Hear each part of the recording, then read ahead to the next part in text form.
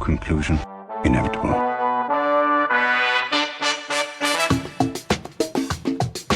It was a jump to conclusions, Matt. My conclusion was that this idea was not a practical deterrent. My only conclusion can be that it was a Sith Lord. In conclusion. Hello there, folks! Welcome back to In Conclusion, the only movie podcast that just watches movies filled with hot men doing hot things. I'm Dan O'Keefe, and joining me as always is Anna Otto. Anna, how hot are you? I'm so hot. I'm wearing a tank top right now, Dan. Ooh, put it away, girl. Okay, before we even get into it, I'm sorry. I gotta say, Sebastian Stan was he was striking my eye in a way that he usually doesn't. He is so good looking in this movie. I was like, okay, Seb, what's up? But Gage was like, just wait till you see him with a man bun. And I was like, I don't know. And, anyway. I think he looks better in this than he does as the Winter Soldier. It's the short hair. It's the short hair. No. Yeah. Does he have a beard as the Winter Soldier? Mallory, confirm or deny? I can't remember. I think he's got he's stubble. got Stubble. something. Yeah, I think, when he's got his long hair, I think he looks like a rejected member of a bodybuilder My Chemical Romance cover band. Wait. Okay, fair. Anyway, also joining us, you already heard her voice. It's Mallory Winkler. Hi, Mallory. Hiya. How are you? Hello. Sorry, I'm Mallory. excited to be here. I didn't give you a good introduction. I'm sorry. No, we started talking about the hot men. This movie is full of hot men. It's even a disguised hot man, too. Are you talking about Hugo Weaving, you crust? No. Oh, Hugo thank God. even looks like himself. That's why I was so Tucci. Oh, Stanley Tucci yes. is like a 70-year-old German scientist. Wait. Have you You're guys... just going to call me a crust? I did call you a crust. Have you guys seen the TikTok where the guy goes, Stanley Tucci knows what to do with the coochie. He does it better than that. Mr. Tucci knows No, what I to have do. not. Let me hold on. I'm so confused about your TikTok algorithm that's what you're getting. I get like Stanley Tucci making drinks. Yeah, or like him painting a fence or so, like restoring a cabinet. I'll see that. You guys don't get Stanley Tucci thirst tax? That's really weird. I mean, I wish I did, to be honest. Yeah, the fact that we're not doing it is weird. I don't know where it is. It might be a while. I might have to send it after we record. It's fine. We'll send it and we'll post it when the episode goes up. This is very important. Trust, Stanley Tucci knows what to do with the coochie, okay? Glad that's settled. So, anyway, the movie that we're talking about today is Captain America: The First Avenger, starring Stanley Tucci. Just kidding. No. So, Captain America: The First Avenger, directed by Joe Johnston, the director of everybody's favorite Jurassic Park movie, Jurassic Park 3. Boo! Also, side note, I'm so sorry. My neighbor's working out downstairs, so if you can hear, like, pop songs of the early 2000s, it's probably her. So just, I can't, but I wish I could. Get closer to the ground. Oh, okay. Let me just go in the basement to record, huh? Yeah, I want to hear Breathless. Oh, no. She usually works out to, like, Miss Independent and stuff. I know that's, like, early 2000s, but still. The Neo one, not the Kelly Clarkson one. Oh, boo. Joe Johnston also directed Honey, I Shrunk the Kids and October Sky, starring Jake Gyllenhaal. I thought he did something Just like me? good. Like, what's his biggest credit? October Sky is good. He did the... What is it? What are you... I thought... What? I thought he did something great good as an movie. iconic statement. He did The Rocketeer, Never heard of which her. our friend Tom loves, and Jumanji. Ah! Oh, that's what I was thinking of. Okay. Sorry for besmirching your movie that Oh, you sorry. like, Tom. Oh, because I just said I'd never heard of that movie you said Tom likes. He liked The Rocketeer. I'm upset by your flippancy surrounding October Sky. I don't think I even know. Is there like a rocket in that? Yeah. I feel like Jake I watched Gyllenhaal that. plays like a teenage rocket scientist, basically. What? I feel like I watched that in like chemistry class in high school or something when my Yeah. teacher What? didn't like Yeah, want we to watched teach. that. We watched it in class. That feels like a reach for chemistry class. Or it was like some science class. It might not. Maybe physics. Probably I think physics. we watched it in physics. Yeah. After my teacher disappeared with like 2 months left of the school year, and then we had a different teacher with that explanation. What kind of Oh. school situation? I mean, I watched A Beautiful Mind in Psych once. So did we. What I'm hearing is all you did was watch movies. I went to a Catholic school and we watched Passion of the Christ multiple Ooh. times, Mm. which Isn't is Willem like Dafoe in 10 that? hours long. Willem Dafoe isn't in it, I don't think. No. I'm thinking couldn't of tell you. the It's Jim Nativity. Caviezel. Who? The Nativity, Dan. Oh, I thought you said you were thinking of a Kennedy, and I'm like, No. John F. Kennedy was in The Passion of the Christ? No. That'd be something. Yeah. My mom told me that she was going to a Pilates class one day this weekend, and I was like, would you ever sign up for a Catholic judgment-themed Pilates class called Pontius Pilates? Would there be I would- wine? For Absolutely. the irony of it. Yeah. Everybody keeps poking you with vinegar-soaked spears. No. They put wine in my mouth on a sponge. So, directed by Joe Johnston, written by Christopher Marcus and Stephen McFeely, who also wrote all the other Captain America movies and Infinity War and Endgame. And apparently the incredibly well-received The Gray Man. Is that... That's That's a... the new one. That's the Chris Evans, Ryan Gosling. Oh, why did I think that Ethan Hawke was in it? What was that scary movie Ethan Hawke was The in? Black Phone. The same thing, right? Yeah, the color adjective noun. Yes. Exactly.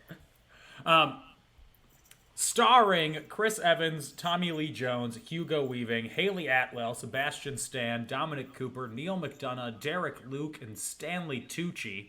With the coochie. That's right. Released on July 22nd, 2011, so almost exactly 11 years ago. Oh my god, it's in 5th grade. It's going into 6th. Oh my god.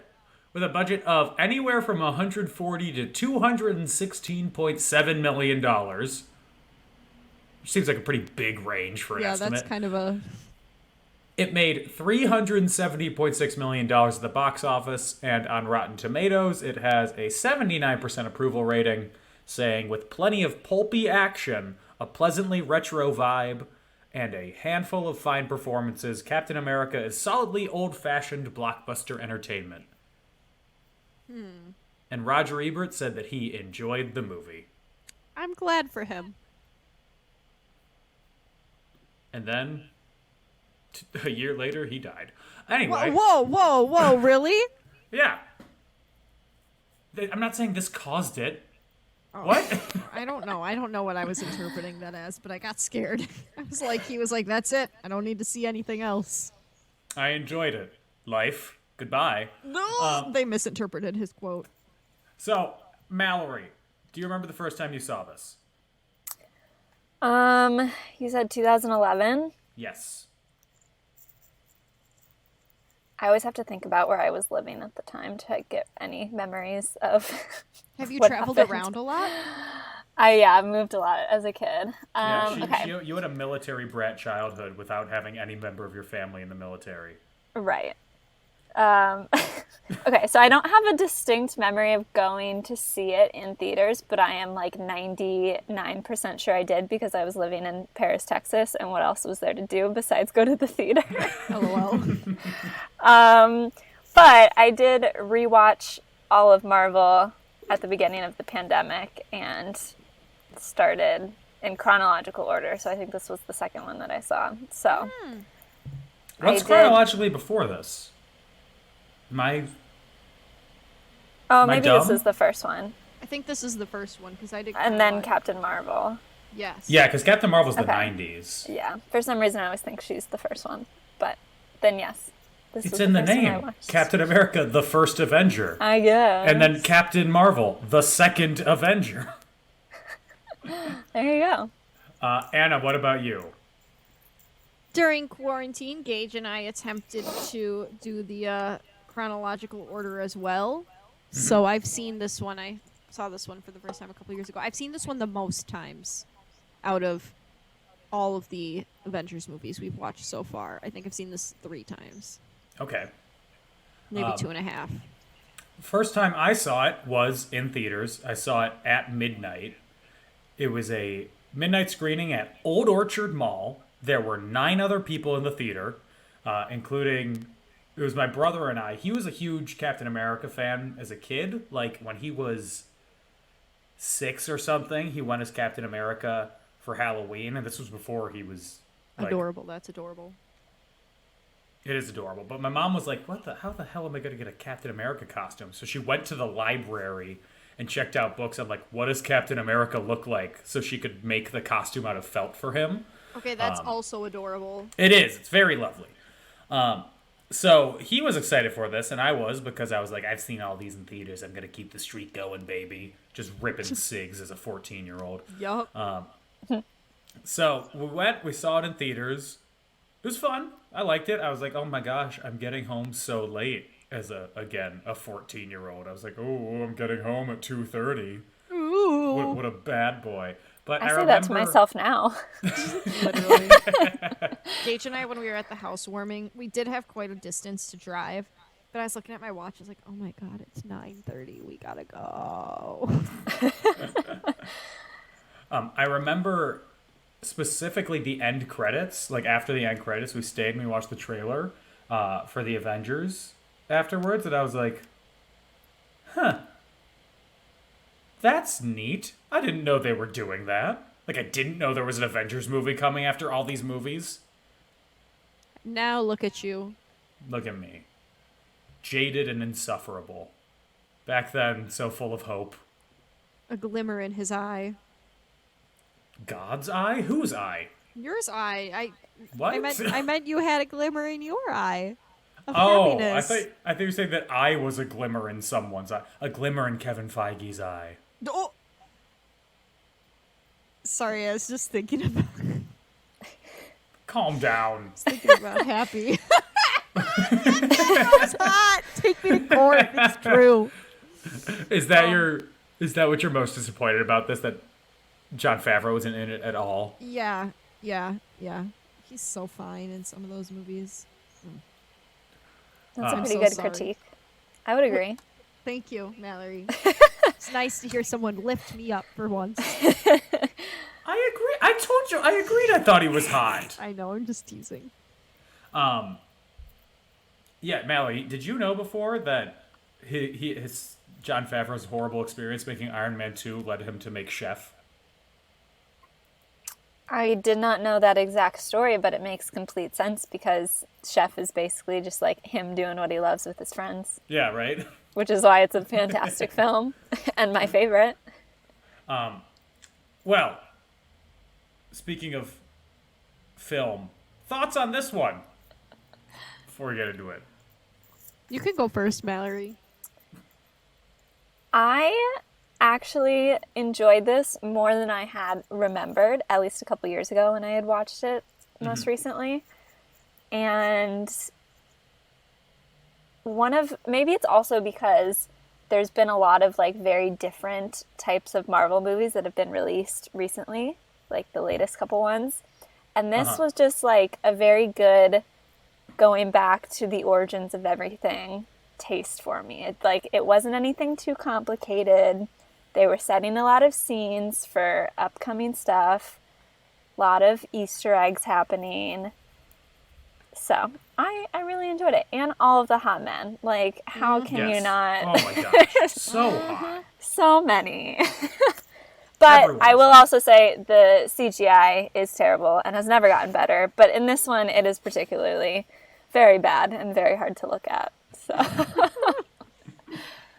What about you, Anna? Well, as was mentioned before we started recording, I love when he's touring. That's probably my favorite part of the movie, even though it's so obvious that he, in fact, himself does not have a great time after a while. But I was thriving. I like this one. I like the nostalgia factor. I love Peggy. She's a bad bitch. I don't know. I like the story in this one. Like, it's a good story, I think. It's a really... I mean, obviously, it's his origin. What am I trying to say? I find it watchable. You know what I mean? Oh, that's high praise. No, okay. I think, catches going my off that, attention. I think the pacing was really well done. Yes. Like, we established characters and plot and conflict all within 20 minutes, which is one of my biggest gripes with Marvel movies, is that they take so long to establish anything. Yes. And the pacing was very good. Within the hour, we had a bunch of action, and there was still more to happen. So, I think that goes along with it being easy to watch. Yeah, it Yeah. was easy for my little pea brain to digest. It is a very simple good versus evil. I mean, I'm not going to say that the other Marvel movies are just shades of gray. Well, it's but easy to know who's bad when the Nazis are the bad guy. Not even the Nazis, the super Nazis, because the Nazis weren't bad enough. Yeah. The part where Hitler is climbing around behind the chorus line of girls had me rolling. I was like, no. I was like, not Hitler. Oh. I think that's what most of Europe said in the 40s. Hitler. I know. I love the nostalgia of, like, in the 40s, everything was so, like, cleaned up that even showcasing who the bad guy was in a war, they're, like, making it into a joke. And, like, it's such a simple little thing. I know real life wasn't like that, but when you look back on stuff from the 40s, that's how it always feels, and I just really like that kind of stuff. If that made any sense. It does. Well, I'm also thinking about how, like, Osama bin Laden was portrayed when we were growing up, and there would never have been a media portrayal of him like a goofy, sneaking around Mad Magazine cartoon villain. Exactly. It was always like he was like the evil mastermind of everything. Whereas, like you said, yeah, it's very cartoony. It almost makes you feel safer. Like you're seeing this bad guy, but it's not a real threat. You know what I mean? Yeah. Even though in reality, it's Hitler. So, not exactly a great guy. So. I think we should throw that on a shirt. In reality, it's Hitler, not exactly a great guy. I'm just saying. Yeah, I think that I agree with how I like how everything is set up in 20 minutes. Because, like, boom, we got it. We got a plot. We're rolling. It seems like every scene either it vacillates from plot development, character development, plot development, character development, plot development, character development, which would get tiring if that was like that for every single movie in the MCU, but considering this is the only one where they do any character development, it's a lot more enjoyable. I did like every scene that didn't have the super Nazis in it. I thought Hydra was so silly and stupid. Wait, you don't like... I thought Hugo Weaving was fun sorry, because I he was can't- playing like he was playing Snidely Whiplash, but otherwise I was like, this is so. Why the regular Nazis weren't bad enough? We had to What get the hell is going on? octopus Nazis. I loved the little explanation, like, cutaway scene when Stanley Tucci was, like, telling Chris Evans about, like, how bad Hydra is. And then there's, like, a magical book. And then he, like, did the thing. And it's, like, it's just, like, the most terrible acting in a cutaway scene. And it just makes them look so goofy and not even... Yeah, it's like it was a screen test, and they're like, Yeah. that's good enough. Let's throw that in. Did the part where Hugo Weaving takes his face off to reveal that he's Red Skull feel like Who Framed Roger Rabbit to anyone else? Felt like that, or like Looney Tunes Back in Action, where they keep Yeah. pulling the masks off. Exactly, yeah. It felt camp. I was expecting him to pull another one off and be Michael Jordan, then pull another Oh one my off and be God. Red Skull again. No. Yeah, I think let's get into the movie. Hell yeah. Also, no, I'll mention it when we get there. Ooh. Just the touch of racism that they throw in real quick. Where? Oh, we'll Now talk I feel about it. dumb. Oh no. Okay. No, it's fine. You don't see Oh, race. I know exactly what you're talking about. Yeah. Yeah. Okay. So, we are in Norway. Just kidding. We're in the Arctic. It's modern day.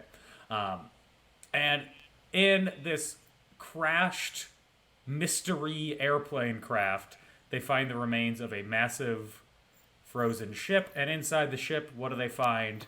A handsome But a gentleman. Yes, just a big piece of man meat. No, a red, white, and blue shield encased in ice.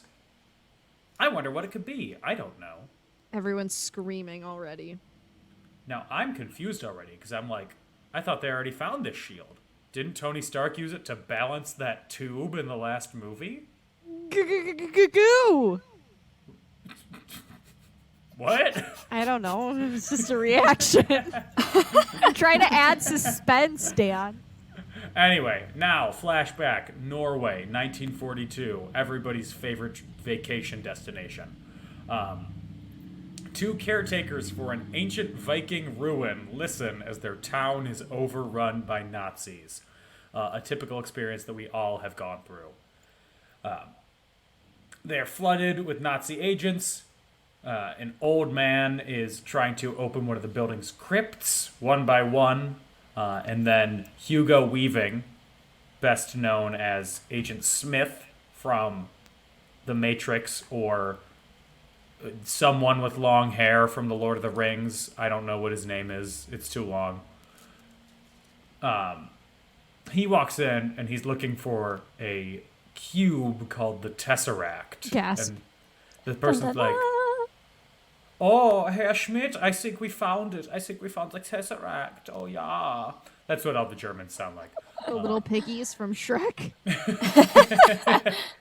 But Hugo Weaving's like, "This is not something that you would bury," and then he smashes it on the ground. I screamed because I forgot that wasn't the real Tesseract. So you thought they were just crushing it, getting rid of it immediately? For a split second, yes. I was like, oh my god, and then I remembered. But then the caretaker gestures to a hidden drawer across the room, where then Schmidt opens it and he finds the real glowing Tesseract. And then Hugo Weaving takes it and then he tells his men, "Kill them all!" And he shoots the caretaker. And I'm yet to know whether or not the movie wants us to think this man is a hero or a villain. I assumed he was a good guy. Did you actually? No! I mean, the blood did suspiciously look like ketchup, so Yes. you couldn't have not killed them. I think it's something that I noticed while watching this. This is the,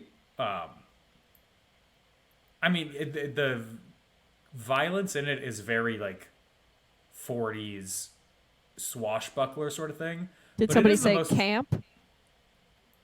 I was trying to avoid that specifically. I know, that's why I said it.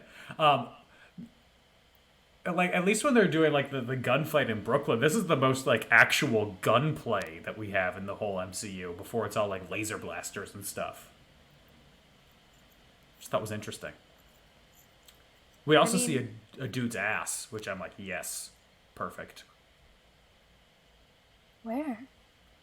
Oh, it's would've the remembered soldier the that butt. moons Captain America when he's Oh, yeah. first performing for the soldiers, and they're like, "Get the fuck out of here, you pansy ass right, bitch." Bring back the dames! Yes. I think they only know the one dance, but I'll see what I can do.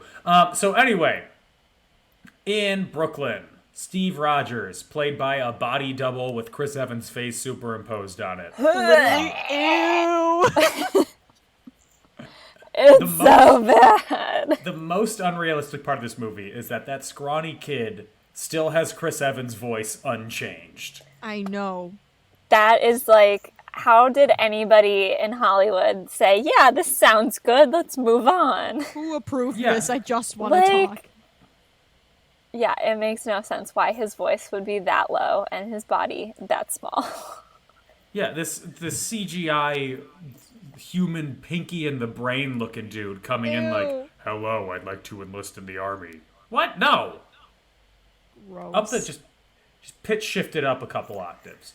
Yeah. So Steve is an orphan. His dad died in the war, and his mom got not chlamydia, some disease. Excuse me? Typhoid? Consumption? She died of something. I don't know why chlamydia was the first one Yellow that popped into my fever. head. Dang. I don't know if that's true. It's a bit off.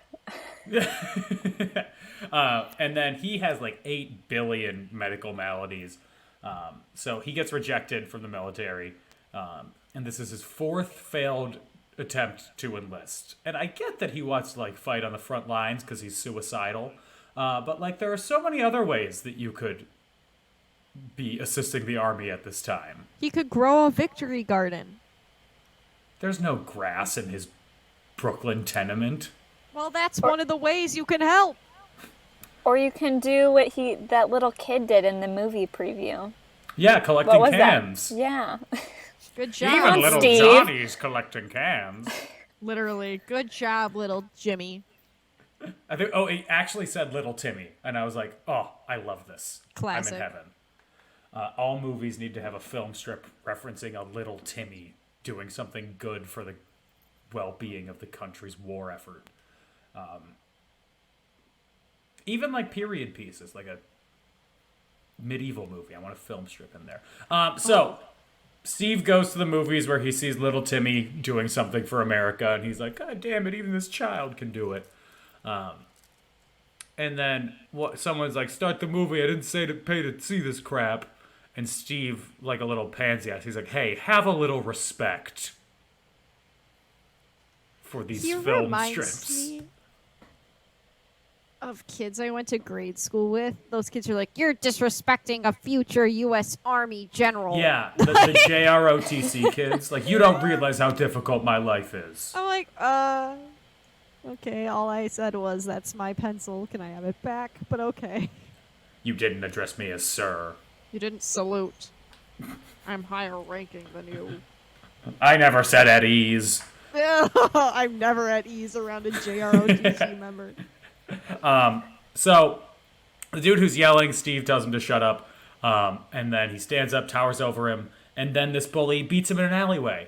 Steve tries to fight back, but he's a little bitch, and he can't. Mood. And when asks why he won't give up, what does he say, Mallory?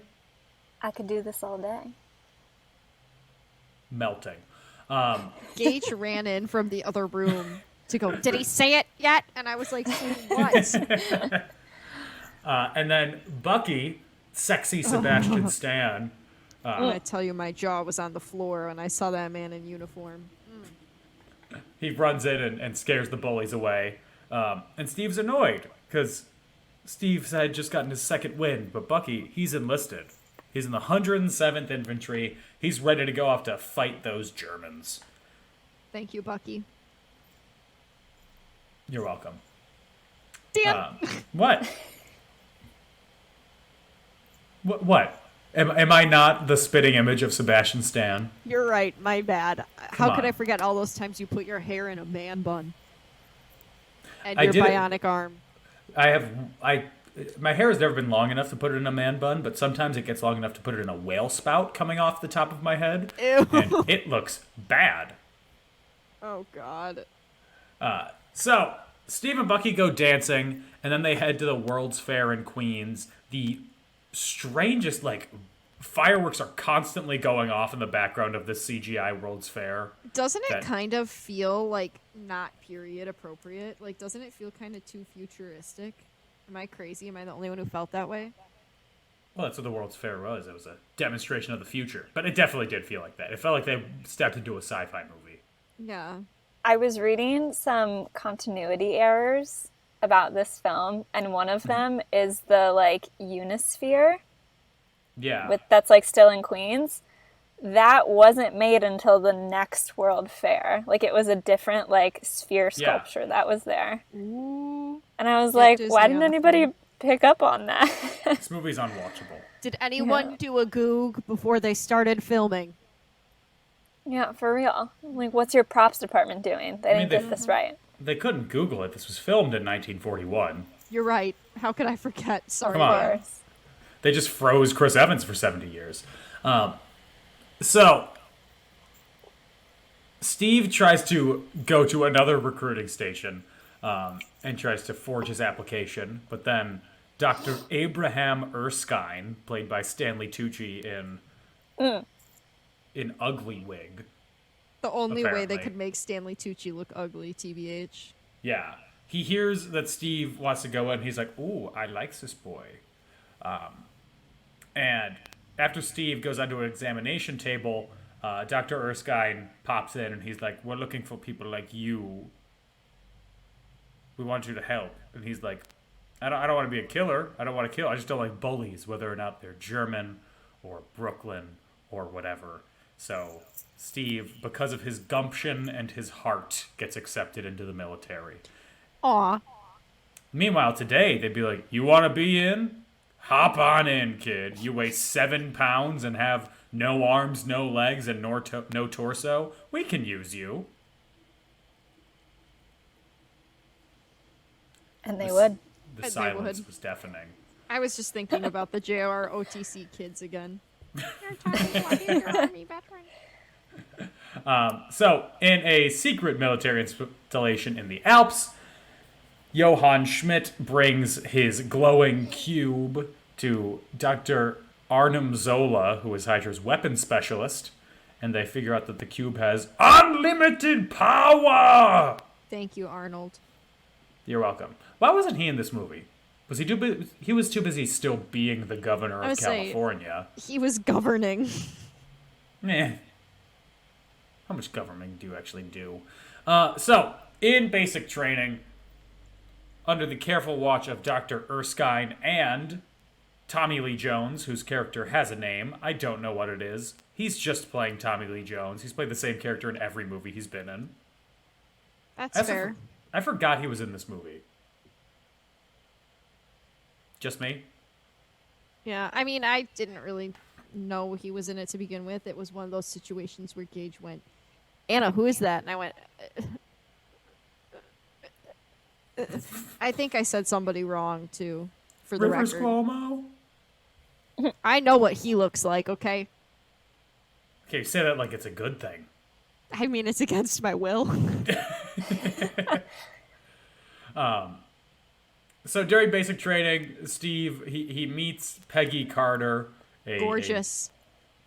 a British officer who's leading this special forces group, basically.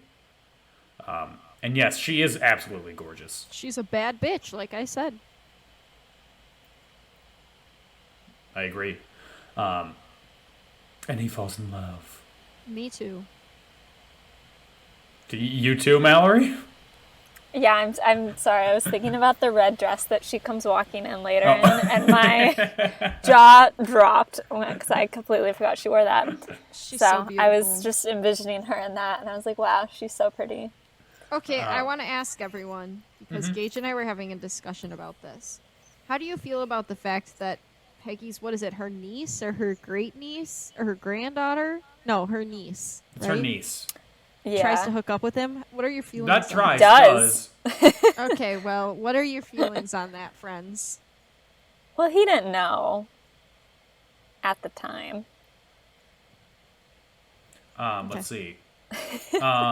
What's the Stanley Tucci saying again? Mr. Tucci knows what to do with the coochie. Apparently Carter Cucci runs in the family. I don't know. Okay, I was just curious what everyone's thoughts were, because it No, gave me the I think ick. it's gross too. Okay. Ooh, you were in love with my grandmother? Perfect. Break me off a piece of that. Let's keep the family legacy going. So, in basic training, Steve is getting bullied and mocked, but he shows a lot of gumption and heart. And after a grenade gets tossed into the group while they're doing their calisthenics, everybody else scatters. Steve leaps on top of it, willing to sacrifice himself to save the others. Couldn't And be they're like, me. wow. No, absolutely could not be me. No, we would have been running, Dan. We also wouldn't have seen me running to sign up for the army. I was I'd just be gonna giving say. myself a disease to get out of it. Dan and I would have been sewing the Victory Gardens back home. Do you need a bugle boy? I can be your army bugle boy. Oh my God. Wow. I mean, the USO girl. He was the famous trumpet man from El Chicago way. Thank you. That was very good. Thank you. So, that night, Stanley Tucci has a conversation with Chris Evans. They share a bottle of schnapps, and Dr. Erskine's like, you know, this isn't the first time I performed this experiment. I performed it on Hugo Weaving at one point. Stanley Tucci's tragic backstory. But his skin began to corrode away, and now he's a sinewy red skeleton. And He's literally Steve... so ugly. Okay, well, that's just The offensive. Red Skull? Yeah. Yeah, he's literally so gross. Would you say that to him if he was in front of you? Yes, he's literally a super Nazi. Of course I'd say it to him. I'd be like, you crusty ass Anna, super Nazi. Anna, I think sometimes you need to consider other people's feelings. Not the Nazis. Imagine if someone walked up to you and called you a crusty-ass super Nazi. You wouldn't feel too good, would you? The crusty part I'd agree with. The super Nazi part I'd take issue with. But anyway, Steve hears this and he's like, nah, shoot me up with that shit, man. Make me look like Sammy Sosa. Oh! Whoa. Yeah, no one's safe on this podcast, even Sammy Sosa. Watch out, Sammy Sosa. So, the next morning, Steve and Peggy go through Brooklyn, come to the front of an old antique shop, and Steve is pointing out, I was beaten up over there. I was beaten up over there. I was beaten up over there. Which, you know, if you're trying to endear yourself to a woman, I don't think that would be the normal way to get the conversation going. No. I'd be concerned, to be honest. I'd be like, are you okay? Like, do you have terminal injuries that I should be concerned with? How's your bleeding? Still just internal? Yeah. Are all your bones healed? He looks like he has glass bones and paper skin. Oh, hell yeah. He looks like he needs some milk. You know what I mean? I mean, they do say, get that boy a sandwich. That's true. He needs more than one. The boy weighs 100 pounds. Soaking wet. Not even. He weighs 90 pounds. I don't think he would gain 10 pounds in his wetted state. No, he needs... if he had longer hair, maybe. Also, he weighs 90 pounds and like 30 pounds of it is Chris Evans' head. Literally. It's pretty accurate. Yeah. So, they end up in a secret military bunker where the operation is going to take place. They have a procedure. They're going to inject him with muscle regenerators, which will then be bombarded with Vita rays. And this all just sounds like goop products. Ew. How's your goop water bottle? Could be. man? It's under the sink right now. I'm trying to get rid of the smell. Oh, no. Ew. Well, it's a goop bottle, so you know what it smells like. Vaginas. There we go. Specifically one. So Erskine, he tells Steve, like, you're going to be in a lot of pain, but you'll come out stronger. And Tony Stark's dad, Howard Stark, is Wait. like, hey, what's up? I'm so sorry. My neighbor just started working out to Welcome to the Black Parade, and I just needed to tell you guys that. Go on. What kind of workout are they doing? I don't know. Maybe this is a cool down. Should I go check on her? Excuse me. I heard my siren call. Literally. What are you doing? Did you not know you live above an old emo? So they put the serum into Steve's muscles, gets enclosed in the Vita Ray capsule. It starts glowing very brightly, like he's being set on fire. He's yelling out in pain. Everybody's like, shut it down. But then Steve's like, no, I could do this. And then when the capsule shut down, yeah, Jesus himself comes out. Okay, Anna, I my think you biggest. muted yourself, so we can't hear anything. Oh, shoot. He said he comes out oiled as hell. Also, how do his pants still fit? Yes! He's got those Incredible Hulk pants. That Gage like asked the same question. I was like, there's no way that his pants are still the same size. And they didn't have elastic waistbands back then. No. Yeah, that thing was buttoned and secured. But he do you got think America's everything- ass. Do you think everything got bigger? Yes. Yeah. 100%. So you don't, my pet opinion was that, yeah, Steve was 90 pounds, 30 pounds of it was head, and 10 pounds was schlong beforehand. So now it's actually just proportional. Yes. The schlong probably gained a little, you know what I'm saying? The one piece of trivia I have for this was the original title was Captain America, 10 pounds of schlong. Get lost! Ew. Would have sold a lot of tickets. I would have bought two. Catch me Yeah, I front mean, row. he comes out hot as hell. Good Lord. Looking like a Hawaiian roll. What the fuck? Ooh, I like Hawaiian rolls. I mean, right? I Like do a King's too, but- Hawaiian roll. But Yeah. muscle. Or a Dorito. Okay. He is triangular. Yes. I'd say he came out of there looking like a Reese's peanut butter cup, because that's just something I like to eat. Round, chocolate, and filled with peanut butter. My dream, man. So everybody celebrates the success, and they all go to congratulate Erskine. But then a man who looks like a German spy and is actually a German spy, he sets a bomb that explodes in the viewing gallery and then shoots Dr. Erskine, kills the guards, and runs out of the streets with Peggy in hot pursuit. As Erskine is dying, he points to Steve's heart as if to say, that's what your real strength is. Or as if to say, your heart's going to explode real quick, so you got to get this done pretty fast. That's very ominous. Yeah, right? I wish that was what it was. That'd be I a mean, little more interesting. He basically did the with great power comes great responsibility thing in just a single point. Yeah. Yeah. Yes. That's his Uncle The Ben. power of filmmaking. Show, don't tell. So, in the streets, Kruger is driving. His getaway driver gets killed by Peggy. Kruger is basically playing a game of GTA in this whole scene. No. Just stealing cars and knocking hookers over. I'd I say assume not they're enough hookers. strip I don't clubs. know. Yeah, not enough strip clubs. So, Steve running barefoot on this Gross. Yeah, that cobblestone streets. that makes me uncomfortable every time I see it. He's like stepping on glass and everything. right. I was literally just going to say, now, I bet things are a little different in the 40s, but if you were to run through the streets in New York today barefoot, you would catch something. 100%. Yeah, I step on a needle easily.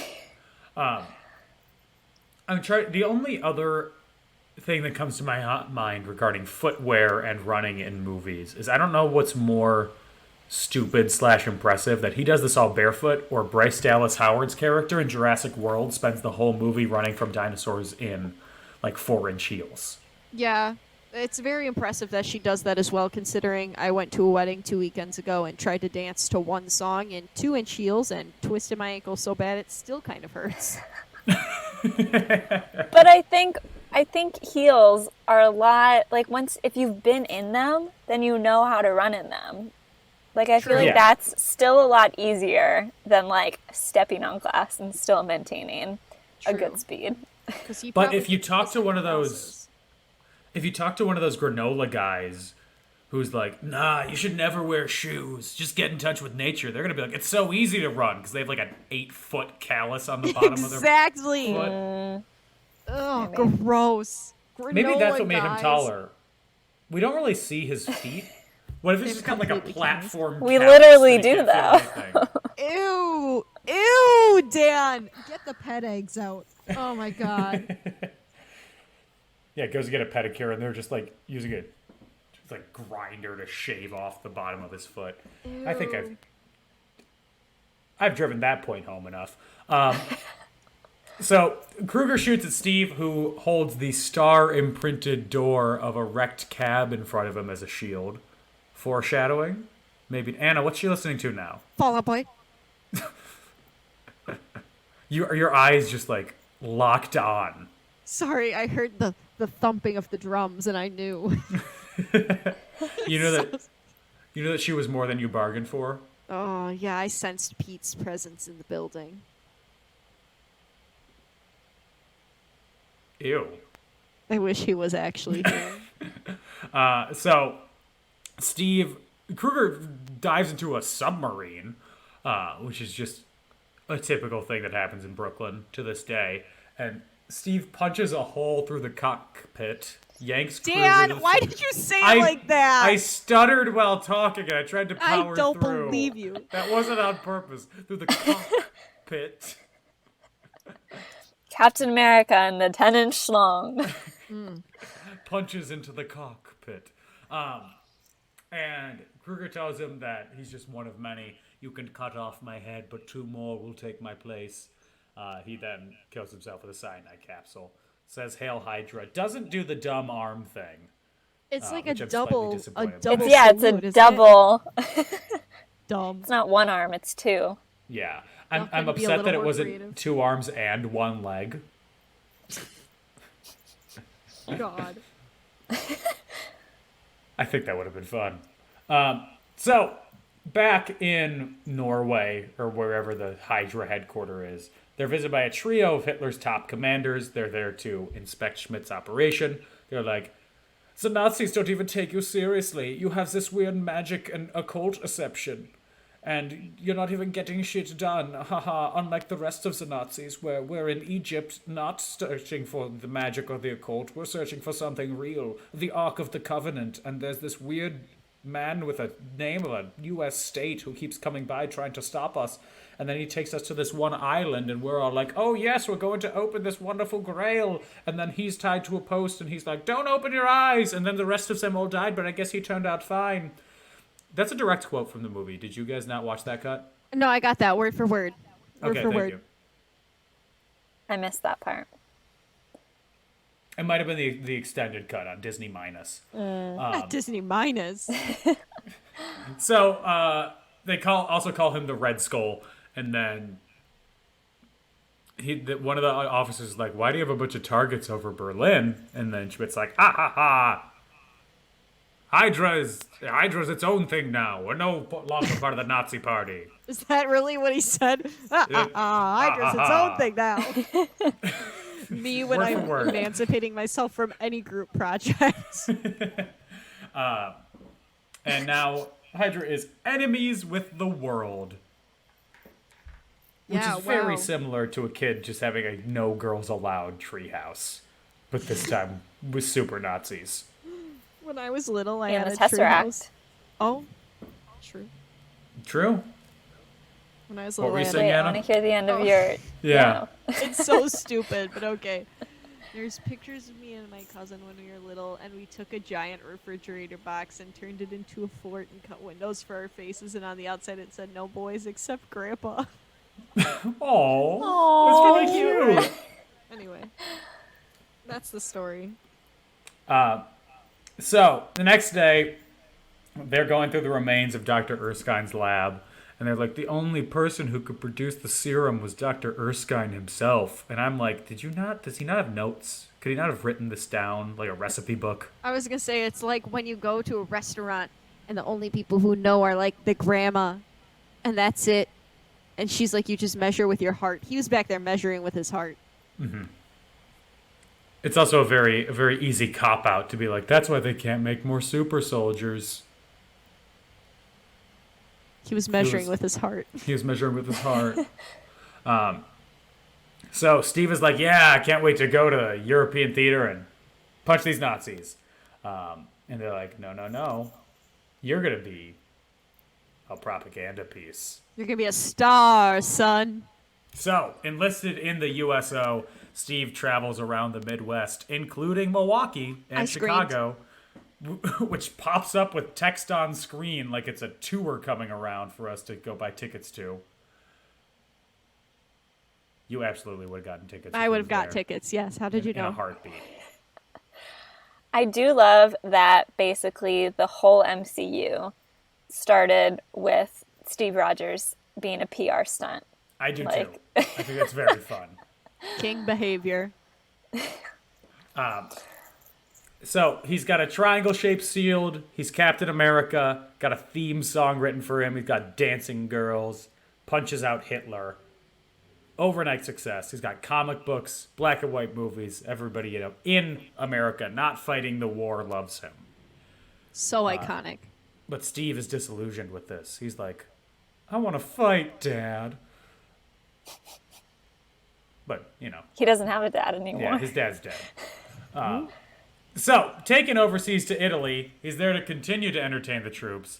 But the war-torn men are like, I didn't sign up for this mamby-tamby boy. Bring back the girls. dames. Oh! And they throw whole tomatoes at him. Yeah, And like their not butts. even overripe ones. Like those are like hard tomatoes too. Owie. Can you imagine getting hit in the face with like a full Roma? Just like... Something that I thought about related to saying, can you imagine? When people are like, I can't imagine something, I can. It's your imagination. You can just make it up. What? I can't imagine imagining. I can. Are you kidding me? I'm doing it right now. It's wonderful. Oh my god. Dan, no. I've gone too powerful. So, Agent Carter tells Steve that the men are unhappy because men of their infantry, the 107th Division, have been killed. And Steve is like, that's Bucky's division. Where's Bucky? But Bucky's name isn't on the casualty list. So he's probably Thank been God. held captive in a Hydra weapons factory 30 to 40 miles behind enemy lines. So Steve pulls up his pants, his big His girl what? pants. He does what? He pulls up his big girl pants and gets ready for war. Woo! I was looking at my own muscle in my camera. I'll confess to you right now what I just did. Do either of you, whenever you walk past a mirror or like a window, always look at yourself? Yeah, I gotta check the fit every single day at Most work. of the time. Yeah. I do have to check the hair. Is it cute or not? Who knows? Okay. I had read an article that was like, if you do that, you're a narcissist. And I'm like, fuck yeah, I am. No, Are I'm you a kidding? Leo, actually. I'm a Leo rising, so. Okay. Go off, queen. Dan, looks like you're the only narcissist here. I don't know. How do you figure out your rising sign? What? You have It's to know what what time- time. You were sorry, go born. Oh, like 3 p.m.? Okay. Yeah, so you put that in a little calculator, Okay, and then give me a it'll tell second. you. I want to figure this out. What is my rising sign? You can't just Google it, Dan. Well, it'll pull up a thing. Oy vey. Supposed to be I'm not giving you my name. Tell me glamour.com. Where's the chart? No, it just sent me back to the website to put in my name. I hate this. Whatever. I'm a rising sophomore. That sucks. Download CoStar, Dan. It'll help you. I have to download something? No. Yeah, it's just an app. It's called HoStar? CoStar, Dan. I'm a leading man. I'm no one's co-star. Dan. I'm I'm plenty a of people's Leo co-star, sun. though. With a Taurus moon and a Virgo rising. Wow. Wasn't there a movie called Dracula Rising? Or Probably. like Wolfman Rising? I don't know. Anyway, this is all real. Anyway, so Captain America's like, I'm going to steal a Jeep, drive into Hydra's backyard. But Peggy and Howard Stark have a better idea. They fly him over the battlefield in their private plane. Steve parachutes in. The other two escape to safety, and then he breaks his way into the base, taking out numerous guards. The Hydra are manufacturing enough weapons to take out every capital of the world. But they can't see the American flag shield running through their base. They practically just have their eyes closed. They're just blind. Yeah. If America is anything, it's stealthy. But his shield has the big ass flag on it. Oh, and, like, obviously, it's visible. Yeah. But my point was, Americans typically are pretty understated with their patriotism. You don't see a lot of flags flying around or anything. It's pretty hard to figure out when someone's an American. I've never uttered the phrase "red, white, and blue, motherfucker. These colors don't run" in my life. Which is what this Steve is doing this entire scene. This whole movie is propaganda. Yes. For World War II specifically. So, Steve breaks into one of the holding cells where he sees hundreds of imprisoned men from the 100th and 7th. He goes to free all the men, and then an Asian guy pops up. Here's the thing I was talking about. Yeah. And he's like, well, it's fitting for the time. He goes, we're just taking everybody? He's like, I'm from Fresno. Which, I hate to say it, but if it was period accurate, wouldn't he have also been in an internment camp, even though he was in Fresno? Even if he was just... I'm not saying it was right. I'm just saying, isn't that how history went, unfortunately? It depends on what month it is in 1942. Oh, God. Okay. Can't we just not imprison people for being a certain race? Please? It's not like a commie over there. I'm so tired. Please. I'm so weary. Please, can we just have the bare minimum? Can we please just... You want the Nazis to win, Anna? Okay. I'll go back to my victory garden, I guess. So, these men, the Howling Commandos... Gross. You know, depending on the night, sometimes I'm a Howling Commando. Thank you. And I'm going to log off Thank now. you. Thanks for joining us, Mallory. Somehow I've been kicked out of the podcast. Finally, it's not me. So they overpower their captors, steal guns and tanks, and escape the facility, destroying pretty much all of it. And Schmidt is watching this, and then as Steve makes his way through the facility, he happens across Bucky, tied down to an operating table. Nice. Victim of sexy torture. Iconic. Yeah, we're all like, the things I'd do. I'd ask for consent first. Absolutely. 100%. And then I'd proceed. Can I? He's got his mouth muffled. Sounds like a yes. Give a thumbs up. Steve notices a tactical map on the wall, and he commits the map to memory while freeing Bucky, and Bucky's like, you're taller than me now. That's not the only thing. Douche.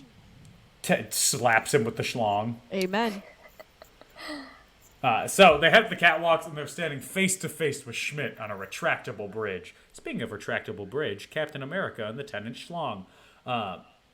Steve punches... You're very slowly going towards your microphone. I'm so weary. So Steve punches him. He stands his ground, and then Schmidt plays with his face.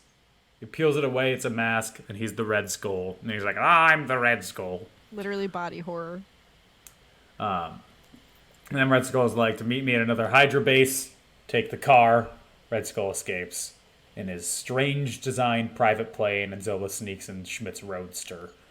Then they jump across a huge divide to get to their freedom. Bucky crosses a trembling support beam. Steve runs and jumps over the chasm. Which is not how physics works. I don't know what you're talking about. That was a very, very, very long jump. He's just And that flying he did now. not have that much super soldier serum. No. He took an extra dose I when you guess. weren't looking off screen. Yeah, I mean, he is a very, very, very long man, so.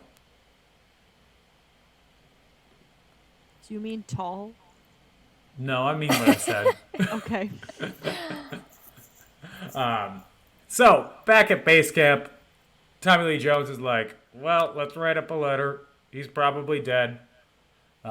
He's yelling at Agent Which Carter. doesn't make sense to me because it was literally like the night before they invaded. Like, you would write a Yeah. letter that quickly? No, and I don't think you would assume killed in action immediately. You'd assume missing in action before you Right. killed in action. It also really stressed me out when he was like, well, Agent Carter, all because you had a crush. I'm like, The face I made. I was done with his shenanigans. I was Well, like, yeah, he's just doing- the problem is because she was a woman. You're right. That is it. That's the message that this movie is telling me. I stopped watching here, so I You're assume right. that's how it ends. That's correct. That is how it ends. Everyone cries. He's dead. The end.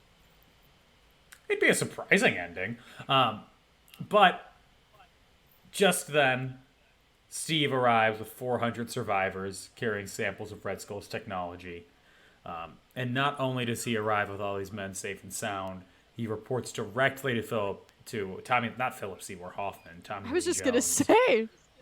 Yeah, that'll be so much better. For disciplinary action for going out against orders. But he gets forgiven, and Bucky's like, let's hear it for Captain America. That was one of the stupidest lines in this whole universe. Can you imagine being Sebastian Stan and having to say that line? Ugh. Let's hear it for Captain America, the First Avenger. Now Everybody in goes theaters. wild. Be sure to stay after the credits. Literally. So, Steve gets a medal from Congress that he doesn't show up for, but he's in London, where he's recalling everything about the Hydra base. He says that he plans to go into them, destroy them one by one, and he wants to use the team of men, the Howling Commandos, that he liberated in Italy. And they all accept the offer, and then Peggy enters the room in that red dress. In that smoking hot red dress. Gorgeous queen. Steve becomes a Howling Commando.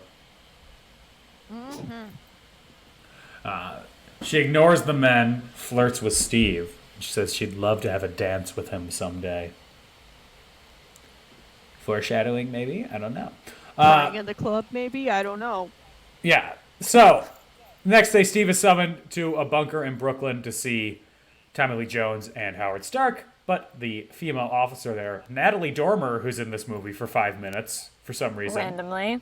Gage said the exact same phrase you just said last night. He goes, Natalie Dormer, she's in this movie for some reason. It is a very random cameo that Yeah. has never, ever showed up ever again. Yeah, she pops up and she's like, you're Captain America. Want to fuck? More or less. I believe that's actually exactly what she said. Yeah. And Peggy walks in on them kissing, and she's like, oh, you're just like the rest of them. I hate this scene, honestly. It doesn't do anything for any character. No, I feel like I they think it told makes Natalie everybody, it makes everybody look worse. Yeah. They were like, we already paid Natalie Dormer, and she'd probably be pissed if we cut it, so I guess let's keep it. So anyway, Steve gets his shield. It's made of vibranium. Peggy shoots at him. Hilarious. Which was really hot, yeah. Yeah. And the shield protects him. And then she walks off, and Steve's like, I have an idea for a uniform. But first, let me get rid of this boner. Yeah. Unfortunately, the uniform pretty much covers his whole body. I was hoping for a G-string sort of situation. Weren't we all Missed opportunity. So, Steve's in his red, white, and blue fatigues. And he and the Howling Commandos, including Bucky, make their way across Europe, destroying bases one by one. He's learned to use the shield as a boomerang, basically, or a frisbee. Red Skull and Zola hear this, and Red Skull's like, 999! That simpleton with a shield. Yeah. I mean, he does say simpleton with a shield. That's a direct quote. But does he say 999? Well, considering so. that he's super Nazi, he actually goes 10, 10, 10. You're right. One step further. So, high in the Alps, Steve goes on a mission to capture Zola from his personal train. And then 3 members of the team zip line across the massive chasm and storm the train by car. And Cap and Bucky are cornered by Hydra soldiers. They fight, and they defeat the soldiers, but in the fight, Bucky is tossed from the train and plummets down into the icy river below. The whole squad is crying into their popcorn immediately. I was very surprised when that actually happened in theaters. I remember watching it for the first time because I was like, I thought he was like a pretty big character. I thought he was coming back for the next one. How are they going to get out of this writing pickle? Little did you know. Yeah, Dan. If they don't show a body, I have started to assume that the character's always alive. Exactly. That's a faith. Yeah, that's a good assumption. So, Zola's captured and sitting in the prison cell. He says that he is told that he broadcast an easily decipherable message. And Zola says that he's defected. And he tells them the plans for the only remaining Hydra base that's left.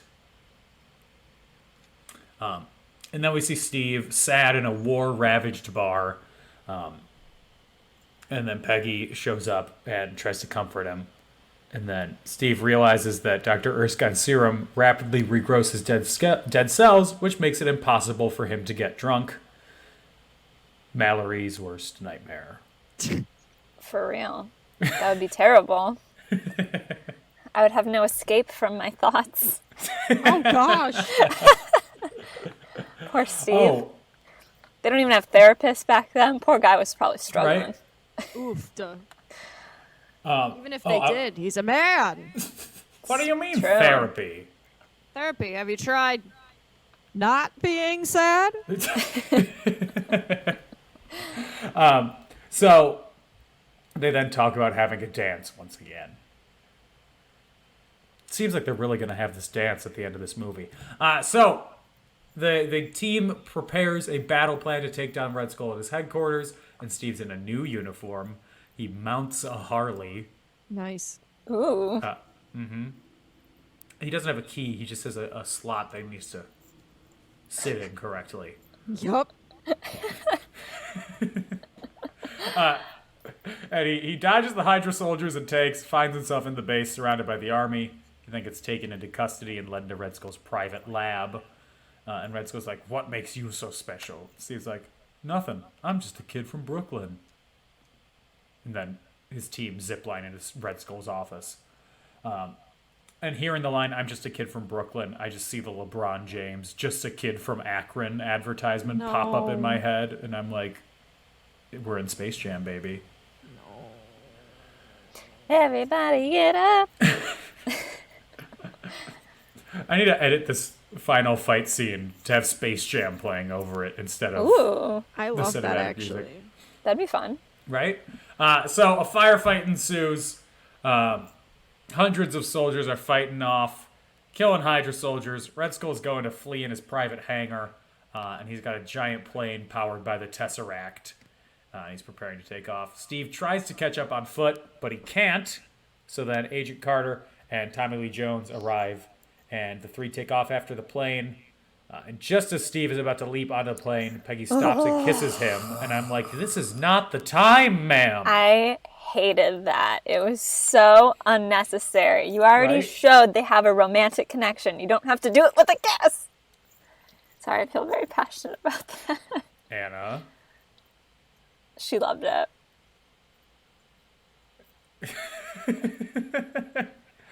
Your mic is off anyway. Dang it, I'm sorry. I was doing it because I keep crinkling stuff and I'm trying to be respectful of your ears. I liked the kiss. Of course you did. I'm sorry. I just like romance. I can't help it. I love a good little romantic moan, you know? I love a little kissy kissy. Anna's like, fuck the plot. Give me tongue. No. Open mouth kissing only. So, Steve jumps and sneaks onto the aircraft. The kiss made it more difficult, but he got it.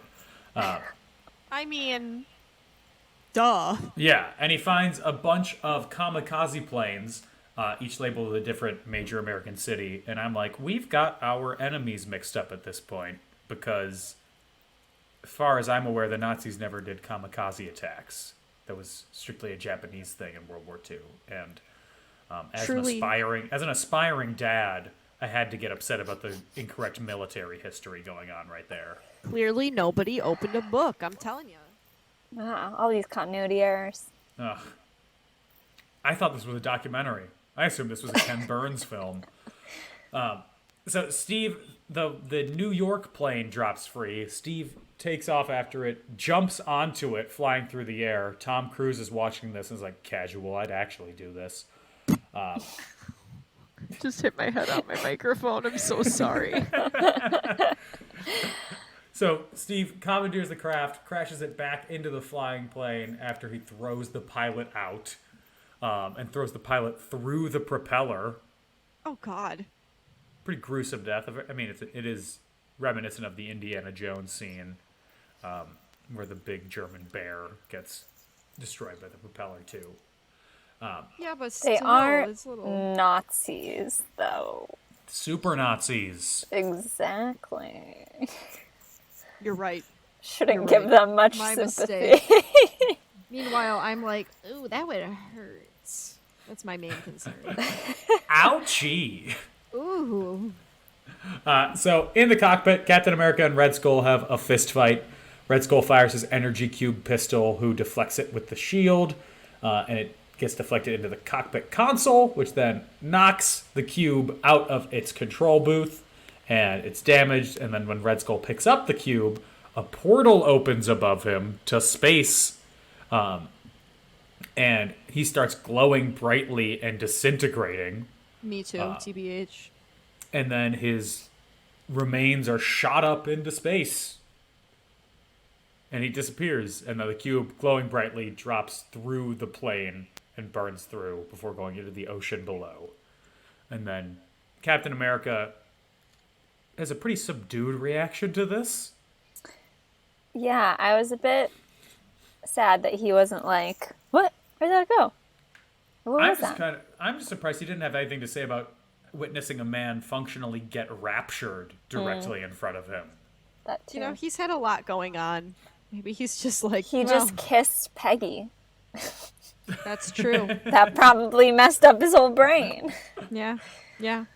So he takes control of the plane, radios Peggy, and is like, we're on a flight path directly over the eastern seaboard.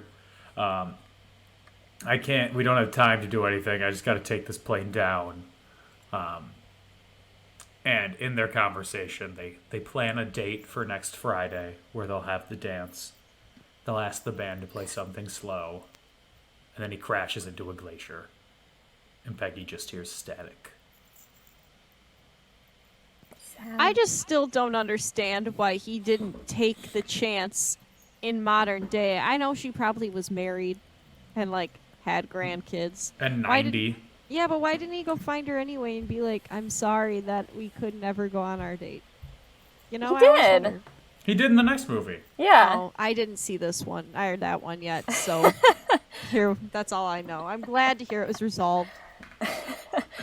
He never, like, went and slept with her, but... Well, maybe he did. Just never on film. Yeah, maybe. But he did go see her many times, actually. Good. Yeah. So then he wakes up in a seemingly 1940s hospital, and a radio's playing a play-by-play of a Brooklyn Dodgers game back before they were stolen. I've been thinking about this for a while, actually. Mm-hmm. Why did they put on this game that they knew happened before the war? I think that it might have been a test to see if his mind was still as sharp as before, like that he would recognize that he's being fucked with, because he remembers the game specifically. Yeah. I figured they just asked an intern to do it, and the intern fucked up. Yeah, probably. That makes the most sense. What do you mean World War II? Thought there was only one World War. So a nurse comes in and he's like, "Where am I? I've been to this game." She pockets a two-way radio. He's like, "I need help." Two soldiers hop in. Steve blasts them through a wall. Then he finds out the hospital's a movie set. He runs through corridors, pushes a door open, ends up on the modern streets of New York, runs into the middle of Times Square. Shocked by his surroundings, gets encircled by a bunch of SUVs. And out walks Nick Fury, who's like, "You've been asleep for 70 years. And then Steve's like, "It's just, I had a date." And then the credits roll. You know, that's a great I think the end last line. 3 minutes of this movie are, like, perfect. Yeah. The end's really good. I will say the end is very good. Yeah.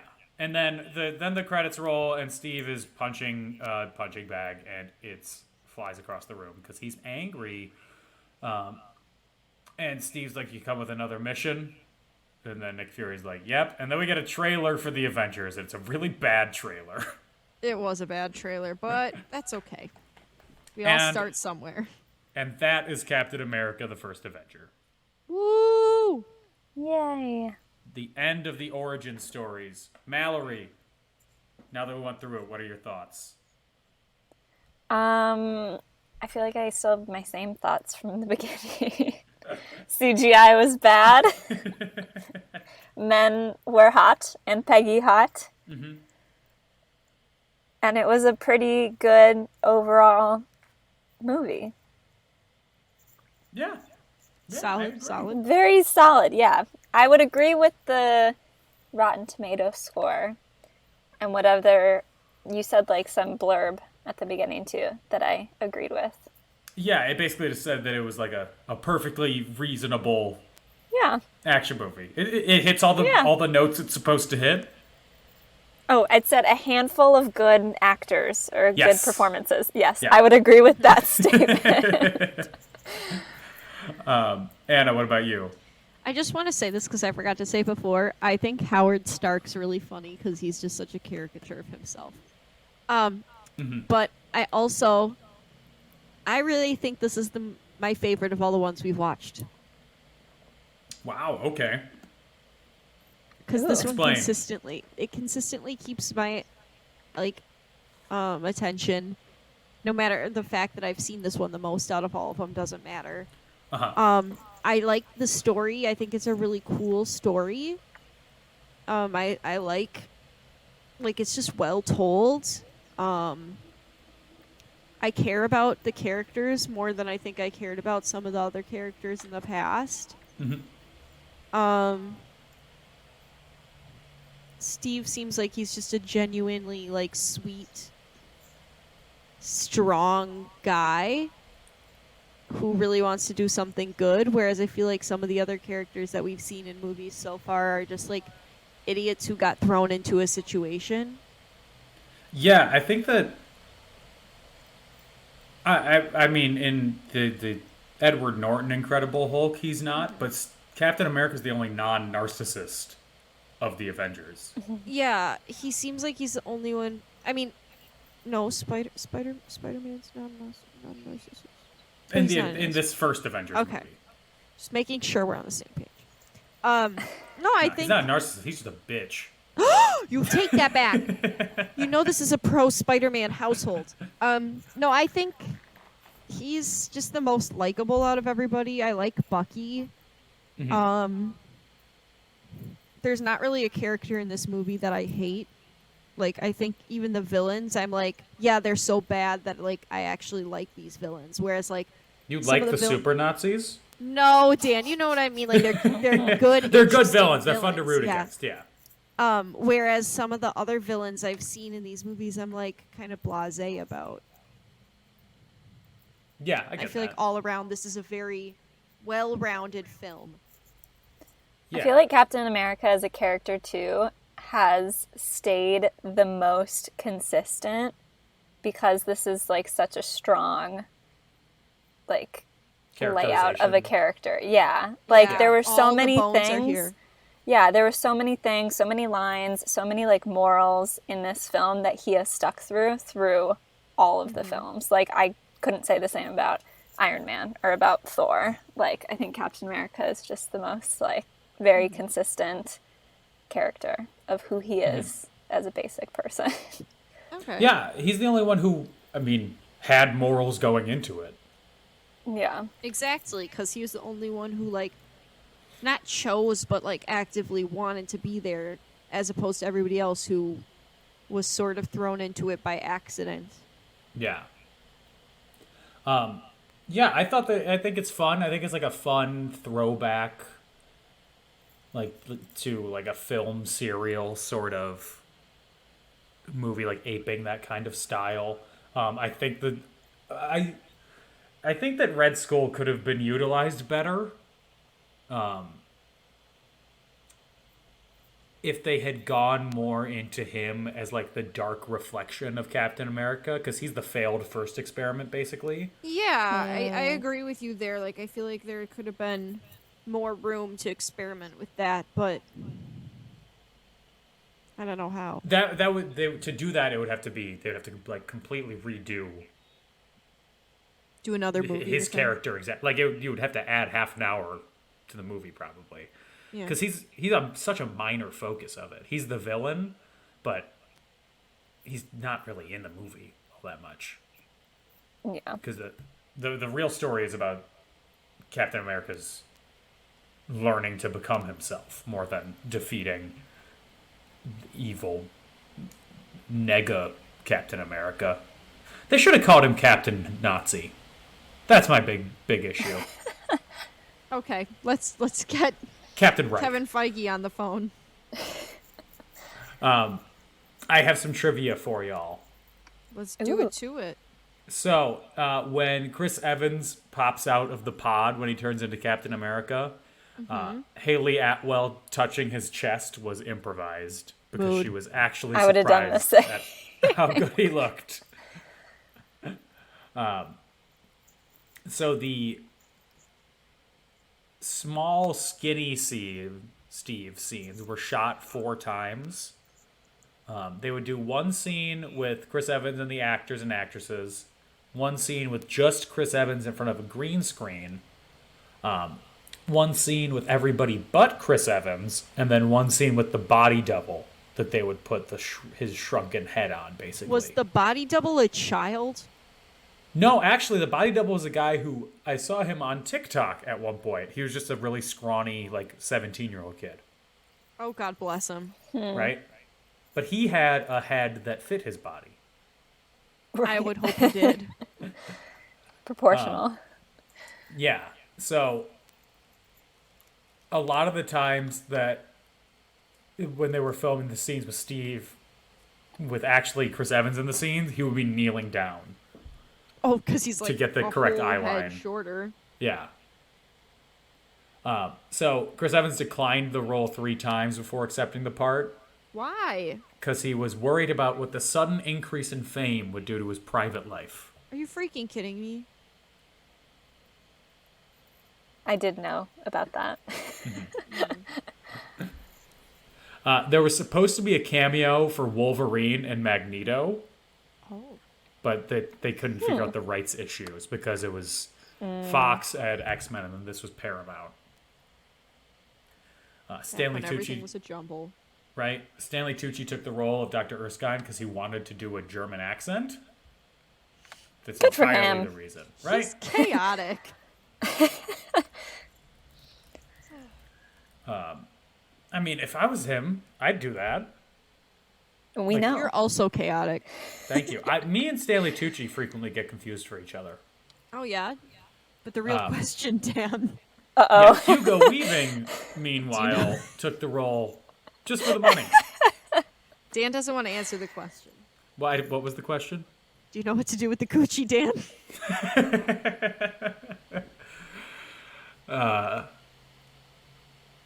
No. Okay. Yeah, Hugo Weaving took the role for the money. He was like, it was fun to play. It's a Marvel thing. You You take the money and enjoy the ride. I don't Yeah. see anything wrong with that. I don't either. That's the job. So in a bunch of markets, the movie was just called The First Avenger because they thought that audiences would be driven away if they saw Captain America, like going to see the movie in Poland or something. I guess that makes sense. But if you know Yeah. the character, like, you know he's Captain America. Yeah. In actual Captain America comics in the 40s, he was used to promote war bonds. And there is a famous magazine cover of him punching Hitler in the face. Isn't it in the movie, too? Yeah. Yeah. And then some potential castings. The first choice to play Steve Rogers was John Krasinski. Yes. Respectfully, I don't know how I feel about that.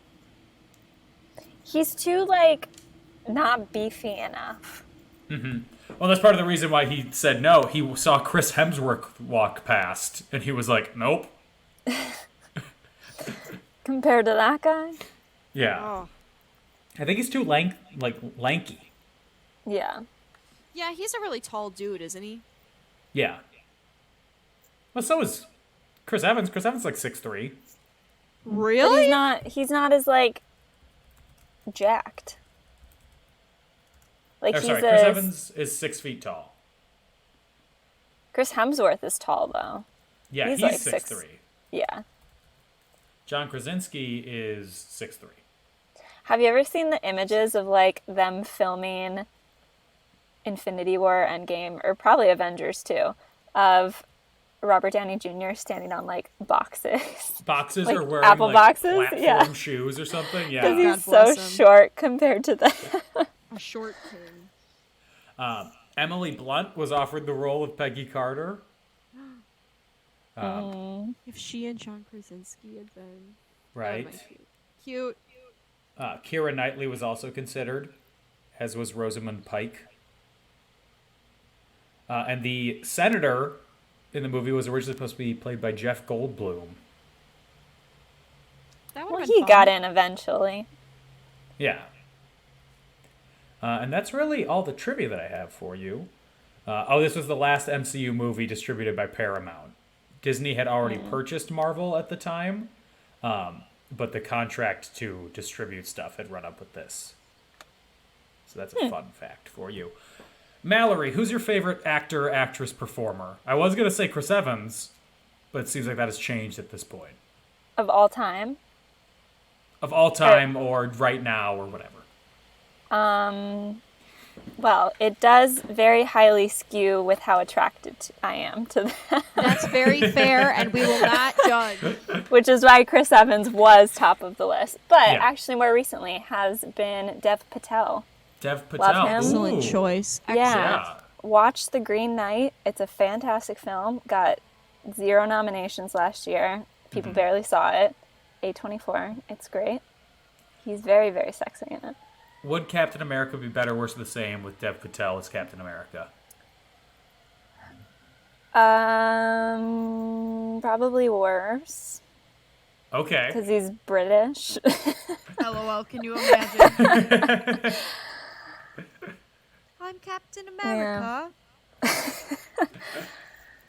Yeah, I don't know. I do see, like, Captain America being this, like, really jacked dude. So, a tall... Yeah, Dev Patel's got a swimmer's body. Yeah. Like, he's good in, like... In What about him as Bucky? medieval. Maybe. That'd be pretty good. Right? I could see it. Yeah, I can see that. Anna, better, worse, or the same, Jonathan Taylor Thomas as Captain America. I would love to see it. Just once. I just want to get a little taste. Do I think it would be better? No, I think it'd be a shit show, but I want to see it. How small would his pre-transformation be? An He'd be like infant. Stuart Little. He'd be an infant.